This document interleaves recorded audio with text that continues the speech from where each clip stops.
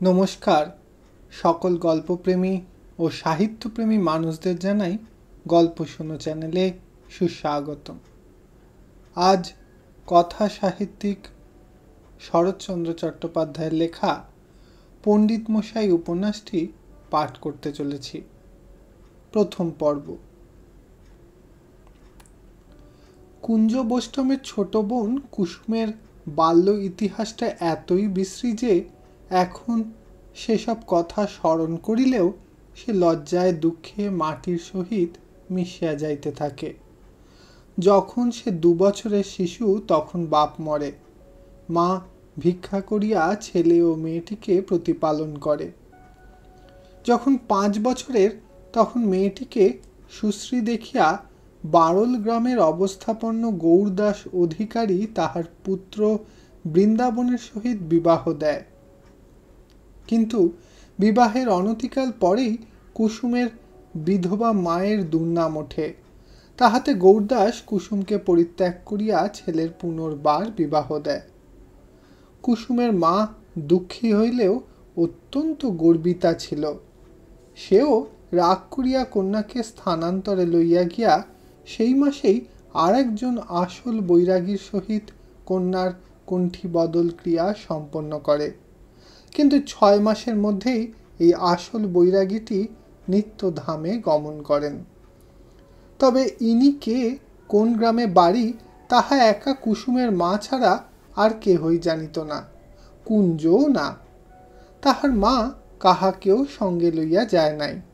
কণ্ঠী বদল ব্যাপারটা সত্য কিংবা শুধুই রটনা তাহাও কেহ নিশ্চয় করিয়া বলিতে পারিত না। এত কাণ্ড কুসুমের 7 বৎসর বয়সেই শেষ হইয়া যায়।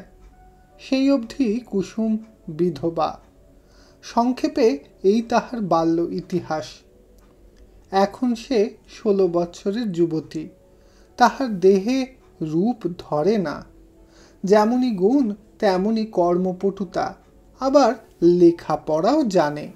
খুব বড় লোকের ঘরেও বোধ করি তাহাকে বেমানান দেখাইত না। এদিকে বৃন্দাবনের বাপ মরিয়াছে, দ্বিতীয় স্ত্রী মরিয়াছে, তাহার বয়সও 25-26 অধিক নহে। এখন সে কুসুমকে ফিরিয়া গ্রহণ করিতে চাহে।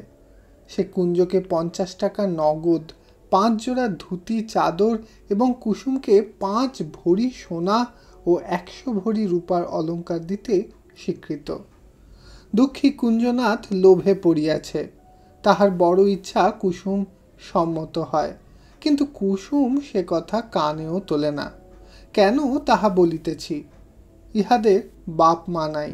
ভাই বোন যে দুখানি ক্ষুদ্র কুটিরে বাস করে তাহা গ্রামের ব্রাহ্মণ পাড়ার ভিতরেই। শিশুকাল হইতেই কুসুম ব্রাহ্মণ কন্যাদের সঙ্গেই বাড়িয়া উঠিয়াছে। একত্রে হরপণ্ডিতের পাঠশালে পড়িয়াছে, খেলাধুলা করিয়াছে। আজিও তাহারাই তাহার সঙ্গী সাথী। তাই এসব প্রসঙ্গেও তাহার সর্বাঙ্গ ঘৃণায় লজ্জায় শিহরিয়া ওঠে। ম্যালেরিয়া এবং ওলাউঠা প্রপীড়িত বঙ্গদেশে বিধবা হইতে বিলম্ব হয় না। তাহার বাল্য সখীদের অনেকেই তাহার মতো হাতের নোয়া ও সিঁথির সিঁদুর ঘুচাইয়া আবার জন্মস্থানে ফিরিয়া আসিয়াছে। ইহারা কেহ তাহার মকর গঙ্গাজল, কেহ সই মহাপ্রসাদ। ছি ছি, দাদার কথায় সম্মত হইলে এ কালা মুখ কি ইহজন্মে আর এই গ্রামে সে দেখাইতে পারিবে? কুঞ্জ কহিল, দিদি রাজি হ, ধরতে গেলে বৃন্দাবনই তোর আসল বর। কুসুম অত্যন্ত রাগিয়া জবাব দিল, আসল নকল বুঝি নে দাদা, শুধু বুঝি আমি বিধবা। কেন, এ কি কুকুর বিড়াল পেয়েছ যে যা ইচ্ছে হবে তাই করবে? এই বিয়ে, এই কণ্ঠী বদল, আবার বিয়ে, আবার কণ্ঠী বদল, যাও ওসব আমার সম্মুখে তুলো না। বারলের উনি আমার কেউ নয়, আমার স্বামী মরেছে, আমি বিধবা। নিরীহ কুঞ্জ আর কথা কহিতে পারে না। তাহার এই শিক্ষিতা তেজস্বিনী ভগিনীটির সম্মুখে সে কেমন যেন থতমত খাইয়া যায়। তথাপি সে ভাবে আর এক রকম করিয়া। সে বড় দুঃখী। এই দুখানি কুটির, এবং তৎসংলগ্ন অতি ক্ষুদ্র একখানি আম কাঁঠালের বাগান ছাড়া আর তাহার কিছু নাই। অতএব নগদ এতগুলি টাকা এবং এত জোড়া ধুতি চাদর তাহার কাছে সোজা ব্যাপার নহে। তবুও এই প্রলোভন ছাড়াও সে তাহার একমাত্র স্নেহের সামগ্রীকে এই ভালো জায়গাটিতে সুপ্রতিষ্ঠিত করিয়া তাহাকে সুখী দেখিয়া নিজেও সুখী হইতে চাহে। কণ্ঠী বদল তাহাদের সমাজে চল আছে, তাই তাহার মা ও কাজ করিয়া গিয়াছিল। কিন্তু সে যখন মরিয়াছে এবং বৃন্দাবন কুসুমের স্বামী যখন এত সাধাসাধি করিতেছে, তখন কেন যে কুসুম এত বড় সুযোগের প্রতি দৃকপাত করিতেছে না, তাহা সে কোনো মতেই ভাবিয়া পায় না। শুধু সমাজের ফৌজদার ও ছড়িদারের মত লইয়া কিছু মালসা ভোগ দেওয়া, ব্যয়ভার সমস্তই বৃন্দাবন বহিবে। তারপর এই দুঃখ কষ্টের সংসার ছাড়িয়া একেবারে রাজরানী হইয়া বসিবে। কুসুম কি বোকা? আহা, সে যদি কুসুম হইতে পারিত! এমনই করিয়া কুঞ্জ প্রতিদিনই চিন্তা করে। কুঞ্জ ফেরিওয়ালার ব্যবসা করে। একটি বড় ধামায় ঘুনসি, মালা, চিরুনি, কৌটা, সিন্দুর, তেলের মশলা, শিশুদের জন্য ছোট বড় পুতুল প্রভৃতি পণ্যদ্রব্য এবং কুসুমের হাতের নানাবিধ সূচের কারুকার্য ইত্যাদি মাথায় লইয়া ৫-৭টা গ্রামের মধ্যে ফেরি করিয়া বেড়ায়। সমস্ত দিন বিক্রয় করিয়া যাহা পায়, দিনান্তে সেই পয়সাগুলি বন্টির হাতে আনিয়া দেয়। ইহা দ্বারা কেমন করিয়া কুসুম মূলধন বজায় রাখিয়া যে সুচারু রূপে সংসার চালাইয়া দেয়, ইহা সে বুঝিতেও পারে না, পারিবার চেষ্টাও করে না। আজ সকালে সে ঘুরিতে ঘুরিতে বারলে গিয়া উপস্থিত হইয়াছিল। পথে বৃন্দাবনের সহিত দেখা। সে মাঠে কাজে যাইতেছিল, আর গেল না। স্বজাতি এবং কুটুম্বকে মহা সমাদরে বাড়িতে ধরিয়া আনিল, হাত পা ধুইতে জল দিল এবং তামাক সাজিয়া আনিয়া খাতির করিল। দ্বীপ্রহরে তাহার মা নানাবিধ ব্যঞ্জনের দ্বারা কুঞ্জকে পরিতোষ করিয়া আহার করাইলেন এবং এত রৌদ্রে কিছুতেই ছাড়িয়া দিলেন না।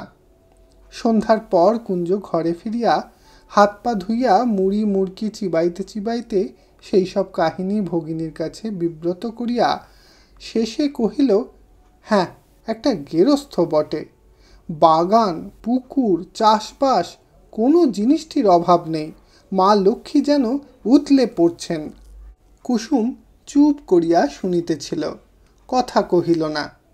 কুঞ্জ ইহাকে সুলক্ষণ মনে করিয়া বৃন্দাবনের মা কি রাঁধিয়াছিলেন এবং কিরূপ যত্ন করিয়াছিলেন তাহার সবিশেষ পরিচয় দিয়া কহিল, খাইয়ে দাইয়ে কি ছেড়ে দিতে চায়? বলে এত রোদ্দুরে বেরোলে মাথা ধরে অসুখ করবে। কুসুম দাদার মুখের দিকে চাহিয়া একটুখানি হাসিয়া কহিল, তাহলে দাদা বুঝি সারাদিন এই কর্মই করেছ, খেয়েছ আর ঘুমিয়েছ? তাহার দাদাও সহাস্যে জবাব দিল, কি করি বল বোন, ছেড়ে না দিলে তো আর জোর করে আসতে পারি নে। কুসুম কহিল, তাহলে ও গাঁয়ে আর কোনোদিন যেও না। কুঞ্জ কথাটা ঠিক বুঝিতে পারিল না, জিজ্ঞাসা করিল, যাব না কেন? পথে দেখা হলেই তো ধরে নিয়ে যাবে, তারা বড় লোক, তাদের ক্ষতি নেই, কিন্তু আমাদের তাহলে তো চলবে না দাদা। কুসুম উত্তর করিল। ভগিনীর কথায় কুঞ্জ ক্ষুণ্ণ হইল। কুসুম তাহা বুঝিতে পারিয়া হাসিয়া বলিল, সে কথা বলিনি দাদা, সে কথা বলিনি। 2-1 দিনে আর কি লোকসান হবে? তা নয়, তবে তারা বড় মানুষ, আমরা দুঃখী, কাজ কি দাদা তাদের সঙ্গে বেশি মেশামেশি করে? কুঞ্জ জবাব দিল, আমি তাদের ঘরে তো যেচে যাইনি কুসুম। তা যাওনি বটে, তবু ডেকে নিয়ে গেলে তাও যাবার দরকার কি দাদা? তুই যে এই বামুন মেয়েদের সঙ্গে মেলামেশা করিস, তারাও তো সব বড় লোক, তবে যাস কেন? কুঞ্জ জিজ্ঞাসা করিল।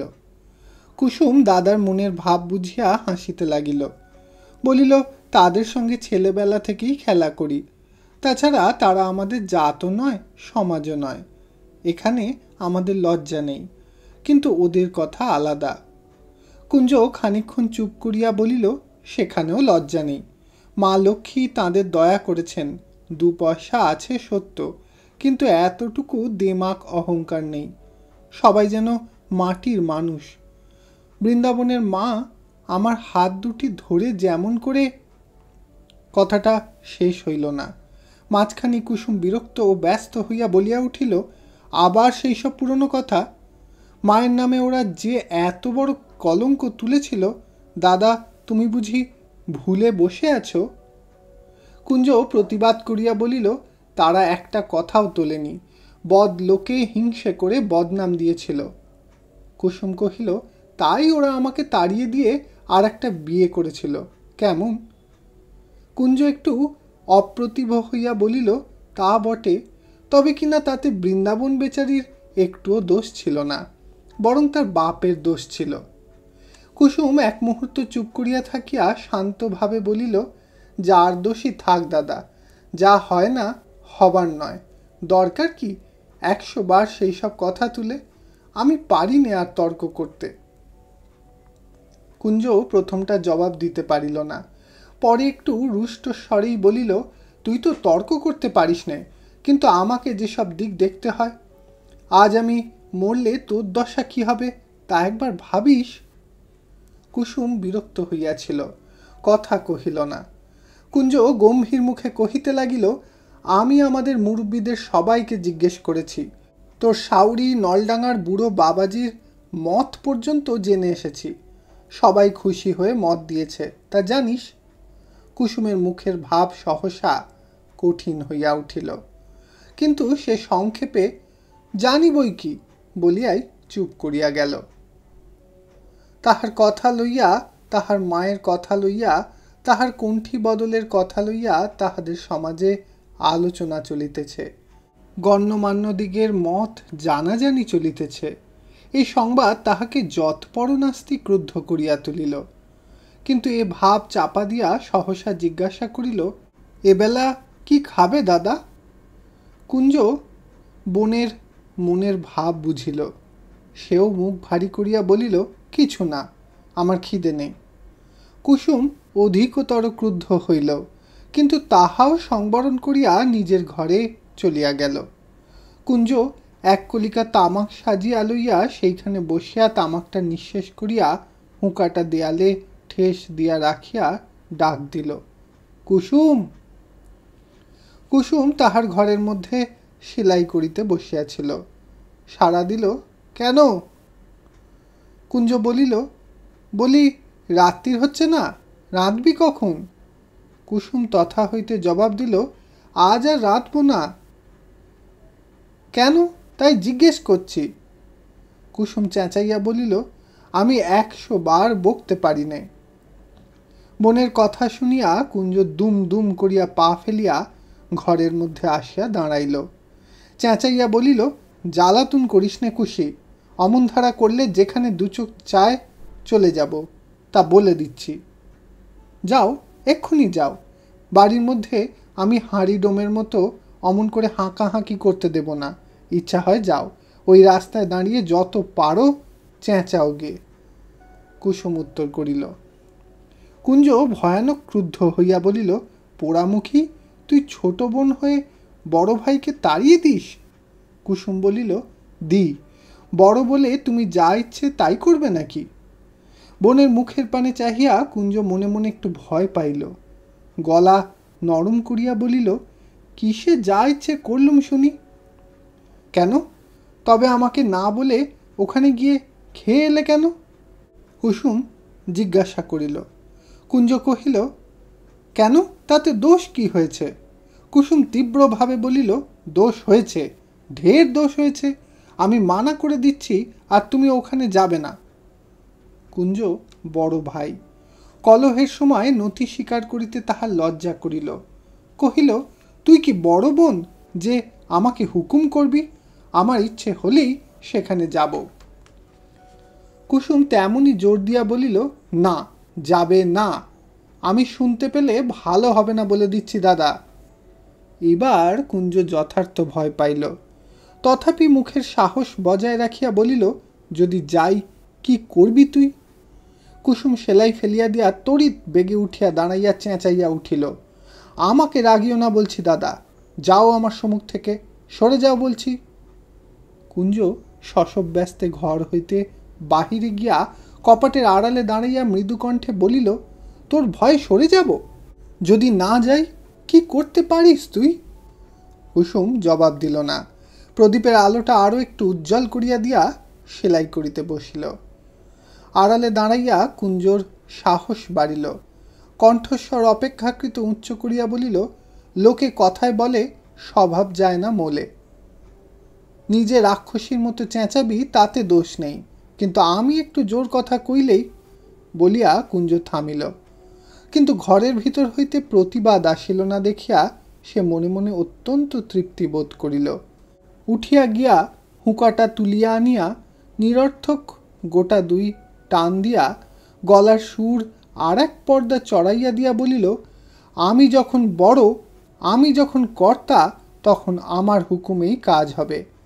বলিয়া পোড়া তামাকটা ঢালিয়া ফেলিয়া নতুন করিয়া সাজিতে সাজিতে এবার রীতিমতো জোর গলায় হাঁকিয়া কহিল, চাইনে আমি কারো কথা, 100 বার না না শুনতে আমি চাইনে।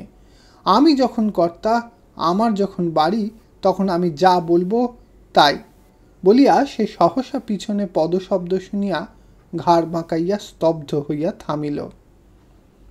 কুসুম নিঃশব্দে আসিয়া তীক্ষ্ণ দৃষ্টিতে চাহিয়াছিল। বলিল, বসে বসে কোঁদল করবে না যাবে এখান থেকে? ছোট বোনের তীক্ষ্ণ দৃষ্টিতে সম্মুখের বড় ভাইয়ের কর্তা সাজিবার শখ উড়িয়া গেল। তাহার গলা দিয়া সহসা কথা বাহির হইল না। কুসুম তেমনই ভাবে বলিল, দাদা যাবে কি না? এখন সে কুঞ্জনাথ নাই, সে গলাও নাই। চিঁচি করিয়া বলিল, বললুম তো, তামাকটা সেজে নিয়েই যাচ্ছি। কুসুম হাত বাড়াইয়া, দাও আমাকে বলিয়া কলিকাটা হাতে লইয়া চলিয়া গেল। মিনিট খানেক পরে ফিরিয়া আসিয়া সেটা হুঁকার মাথায় রাখিয়া দিয়া জিজ্ঞাসা করিল, স্যাঁকড়াদের দোকানে যাচ্ছ তো? কুঞ্জ ঘাড় নাড়িয়া বলিল, হ্যাঁ। কুসুম সহজভাবে বলিল, তাই যাও, কিন্তু বেশি রাত করো না, আমার রান্না শেষ হতে দেরি হবে না। কুঞ্জ হুঁকাটা হাতে লইয়া ধীরে ধীরে বাহির হইয়া গেল। ইতি পণ্ডিতমশাই উপন্যাসের প্রথম পর্ব সমাপ্ত হইল। ধন্যবাদ।